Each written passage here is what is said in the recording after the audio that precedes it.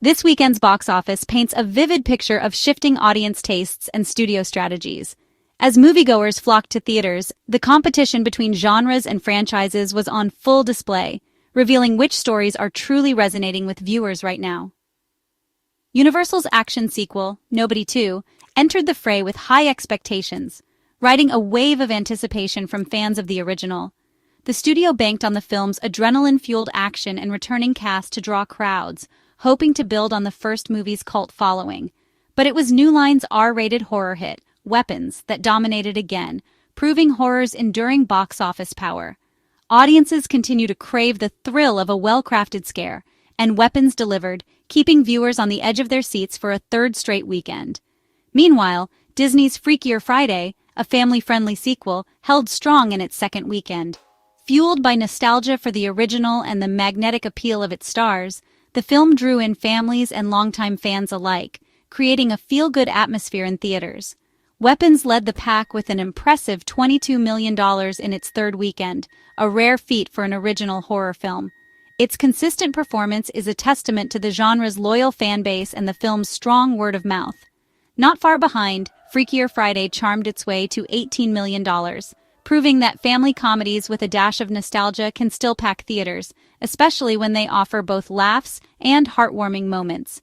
Nobody 2, despite the buzz and a loyal fan base, debuted in third with a disappointing $15 million. The film's underperformance suggests that even established franchises can struggle if they don't offer something fresh or compelling enough to stand out. Down the chart, Spike Lee's Highest to Lowest tested a limited release before heading to streaming, reflecting a growing trend where indie films use theaters as a launchpad for digital platforms. Meanwhile, Americana, a star-studded indie drama, flopped completely, struggling to find an audience despite its big names and festival buzz. The results highlight a fragmented market: horror, family comedies, and action films all vying for attention, while smaller films fight for scraps. Audiences are more selective than ever, and studios are feeling the pressure to deliver unique experiences. Weapons' success shows that original horror can still break out and become a cultural phenomenon, especially when it taps into current anxieties and delivers genuine scares. At the same time, Freakier Friday proves the enduring value of beloved stars and nostalgia, reminding studios that audiences love to revisit familiar worlds if the story feels fresh. Nobody 2's struggle is a warning. Sequels need more than goodwill to succeed. Audiences expect innovation, not just repetition, and are quick to move on if a film doesn't deliver. This weekend is a snapshot of Hollywood's evolving theatrical landscape where every release is a gamble, and only the most compelling stories rise to the top. As studios adapt, one thing is clear: the audience is in control, and their choices are shaping the future of cinema. Nobody 2's $15 million opening is a letdown for Universal, especially after months of anticipation and a marketing push that tried to recapture the original's surprise success. With a $60 million budget, the stakes were high, and the studio was banking on a much bigger turnout to justify the investment. The first film thrived in a unique, less competitive pandemic-era market, where audiences were hungry for any new release, and word of mouth could turn a sleeper hit into a phenomenon. But this time, the sequel struggled to expand its audience beyond the original's core fans, failing to generate the same buzz or excitement. The marketing campaign didn't offer a compelling reason for newcomers to check it out, relying heavily on nostalgia and familiar faces rather than a fresh angle or must-see hook. In 2025, audiences expect more than just more of the same. They want innovation, surprises, or at least a sense that a sequel is truly necessary. Sandwiched between a horror juggernaut and a family hit, Nobody 2 was easily overlooked, lost in a crowded release calendar where only the boldest stories stand out. Ironically, audience scores are strong, an A Cinema score and 90% on Rotten Tomatoes, showing that those who did see it enjoyed the ride, but positive word of mouth couldn't overcome a weak opening weekend. The film may have decent legs in the weeks ahead, but real profitability will depend on how it performs on streaming platforms and digital sales, where audiences are increasingly choosing to watch from home. Universal gambled on a bigger budget, hoping to turn a modest hit into a franchise, but the expected growth simply didn't materialize. The result is a cautionary tale for studios. Not every mid-budget hit is destined to become a blockbuster franchise, especially without a new creative spark. Without a fresh hook, a cultural moment, or a reason to rush to theaters, audiences are content to wait for streaming, where the stakes and the ticket prices are lower. Good reviews and loyal fans can't save a sequel that doesn't feel essential or urgent, especially when so many other options are competing for attention. In today's theatrical landscape, success demands more than just goodwill. It requires a reason for audiences to show up right now and not just wait for the next thing to stream. Weapons continues its box office reign, earning $22 million in its third weekend and pushing its domestic total to $115 million. With a modest $25 million budget, it's a huge win for New Line and Warner Brothers. The film's high-concept premise, clever marketing, and strong word-of-mouth made it a must-see event. Director Zach Cregger cements his status as a modern horror master. Weapons' unique story, antique weapons causing chaos, captured imaginations and drew in both horror fans and newcomers. Unlike most horror films, Weapons is holding strong week after week. Its critical and audience acclaim have made it the water cooler movie of the season. The lesson originality and execution can still top the box office. Freakier Friday is Disney's family hit of the month, earning an impressive $18 million in its second weekend alone. The film's momentum hasn't slowed, and it's quickly become a must-see for moviegoers of all ages. With a total now reaching $68 million, the movie's small drop from its opening weekend signals not just strong word of mouth, but a genuine excitement that's spreading across generations.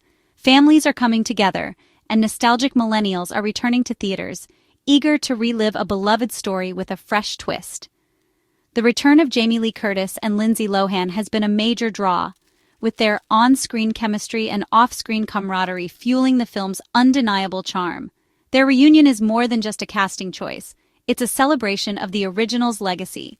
This sequel cleverly updates the classic body swap formula for a new generation, blending modern humor and heartfelt moments while keeping the spirit and emotional core of the original intact. It's a film that bridges the gap between parents and kids, sparking conversations and laughter long after the credits roll. Unlike action-packed sequels like Nobody 2, Freakier Friday taps into deep cultural nostalgia and the enduring appeal of beloved stars. It's a reminder of how powerful shared memories and familiar faces can be in drawing audiences back to theaters. Disney's marketing campaign leaned heavily into this nostalgia, transforming the film's release into a feel-good event that's as much about community as it is about entertainment. The excitement is palpable, both online and in packed theaters. The film's box office success is proof of the power of the right sequel, one that audiences genuinely want, and that delivers on both fun and heart. It's a testament to the magic that happens when studios listen to what fans are truly craving. With a $70 million budget, Freakier Friday is on track to be a solid hit, showing that investing in quality storytelling and star power still pays off in today's competitive market. In the end, nostalgia, heart, and the magic of seeing favorite stars together again prove that these ingredients still matter at the box office and can turn a sequel into a true cultural event. Spike Lee's Highest to Lowest, starring Denzel Washington, took a different path with a limited release in 500 theaters, earning $2.5 million. The goal isn't box office glory, but prestige and awards buzz before its Apple TV Plus debut. The film, a remake of Kurosawa's High and Low, has earned strong early reviews. This strategy positions it as a major event for streaming, not just another title. For Apple, the real win is in awards, subscribers, and brand prestige. Theatrical revenue is secondary. The focus is on cultural impact. This hybrid model is now the norm for streaming-driven prestige films. On the flip side, Americana is a box office disaster. Despite a cast led by Sweeney and Paul Walter Hauser, it grossed just $75,000 from 250 theaters. That's about 30 tickets per theater all weekend, a catastrophic result. The film had little marketing and tepid reviews, so even star power couldn't save it. Lionsgate gave it a token release, likely knowing it wouldn't perform. Americana's fate is a warning. Stars alone can't open a movie without buzz or a hook. The indie market is brutal for films without strong reviews or marketing. Americana will vanish from theaters, a costly misfire destined for streaming obscurity. This weekend's numbers reveal clear winners and losers, shaped by genre and strategy. Weapons is the runaway hit, wildly profitable on a modest budget. Nobody 2's $15 million debut is a red flag for Universal, unlikely to break even theatrically.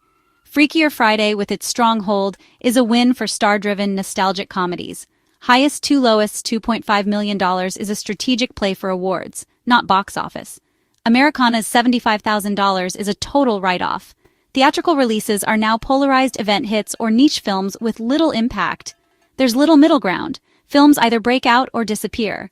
The weekend underscores the importance of concept, marketing, and timing. This weekend offers key lessons for studios planning future slates. Weapons proves originality, especially in horror, is still a winning formula. Freakier Friday's success shows the power of nostalgia and beloved stars in sequels. Nobody 2's underperformance warns against franchising every mid-budget hit. Studios must be selective. Audiences want compelling reasons for sequels. Highest to lowest cements the streaming prestige model for adult dramas. Americana's flop highlights the risks for indie films without buzz or marketing. For many smaller films, direct-to-streaming may be the smarter path. Theatrical success now demands either event status or a unique hook. The trends from this weekend will shape the future of theatrical releases. The one-size-fits-all wide release is over. Studios must tailor strategies to each film. Expect more high-concept event films, nostalgia-driven sequels, and hybrid prestige releases. Horror remains a reliable box office bet, cheap to make, easy to market, and audience-driven. Sequels must offer more than familiarity. Audiences want evolution or iconic returns. Lazy sequels are on the way out. Theatrical releases will focus on experiences worth seeing on the big screen. Terror, laughter, spectacle. Films that don't fit these molds will rely on limited runs and streaming. The box office battle is now about strategy as much as content. Hollywood's future belongs to those who adapt to this new, fragmented landscape.